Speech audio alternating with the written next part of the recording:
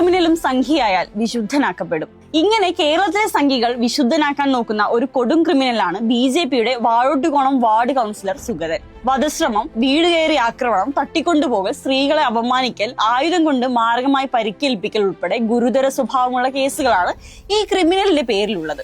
വട്ടിയൂർക്കാവ്, നെടുമങ്ങാട് സ്റ്റേഷനുകളിൽ ഉൾപ്പെടെ 19 കേസുകളിൽ പ്രതിയാണ് സുഗതൻ.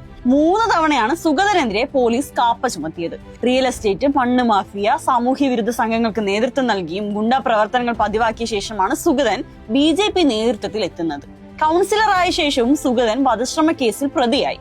മാർച്ച് 22-ന് കടയിൽമുടമ്പ് ക്ഷേത്രത്തിലെ ഉത്സവാഘോഷത്തിനിടെ വെള്ളക്കടവിൽ വെച്ച് പുളിയറക്കോണം സ്വദേശി പ്രശാന്തിനെ വെട്ടിക്കൊലപ്പെടുത്താൻ ശ്രമിച്ച കേസിലാണ് സുഗതൻ പുതിയതായി പ്രതിയായത്. തന്നെ പ്രകോപനമില്ലാതെ ആക്രമിച്ച ഒരാൾ ജനപ്രതിനിധിയായി ഇനി തുടരാൻ പാടില്ലെന്ന് പ്രശാന്തും കോർപ്പറേഷൻ തെരഞ്ഞെടുപ്പിന്റെ തലേ ദിവസം തന്നെ വധിക്കുമെന്ന് ഭീഷണിപ്പെടുത്തിയും മണ്ണാർക്കോണത്തെ ആക്രിക്കടക്കാരന്റെ കണ്ണിന് പരിക്കേൽപ്പിച്ചും മേൽത്തുമലയിലെ ഒരാളുടെ കാൽ അടിച്ചൊടിച്ചും പിന്നീട് ആ കാൽ മുറിച്ചു മാറ്റാൻ ഇടയാക്കിയ ഒരാൾ ജയിലിൽ നിന്ന് ഇറങ്ങരുതെന്നാണ് ഒരുപാട് പേർ ആഗ്രഹിക്കുന്നതെന്ന് ബിജുവും വട്ടിയൂർക്കാവ് ജംഗ്ഷനിൽ ഓട്ടോ ഓടിച്ച് ജീവിക്കുന്ന തന്നെ ക്രൂരമായി മർദ്ദിച്ച് നാട്ടുകാർ രക്ഷിച്ചില്ലായിരുന്നെങ്കിൽ എന്റെ കയ്യോ കാലോ സുഗതൻ കൊണ്ടുപോയേനെ.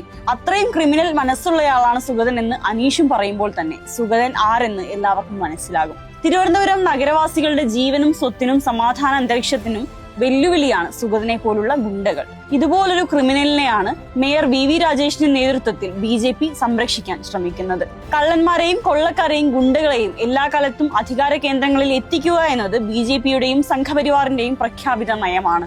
കഴിഞ്ഞ ലോക്സഭാ തെരഞ്ഞെടുപ്പിൽ തന്നെ ഏറ്റവും കൂടുതൽ ക്രിമിനൽ കേസുകളിൽ പ്രതികളായവർ ജയിച്ചു വന്നത് BJPയുടെ താമര ചിഹ്നത്തിലാണ്. 240 BJP MPമാരിൽ 94 പേരും ക്രിമിനൽ കേസ് പ്രതികളാണ്. അതിൽ തന്നെ 63 പേര് ഗുരുതര ക്രിമിനൽ കേസ് പ്രതികളും. വടക്കേ ഇന്ത്യയിലെ ഇത്തരം ഗുണ്ട ഗ്യാങ്ങുകളെ സംരക്ഷിച്ച് അധികാര കേന്ദ്രങ്ങൾ തങ്ങളുടെ വരുതിയിലാക്കുന്നത് പോലെ കേരളത്തിൽ നടക്കുമെന്ന് നിങ്ങൾ വിചാരിക്കേണ്ട. കേരളത്തിലെ ജനങ്ങൾ പ്രബുദ്ധരാണ്.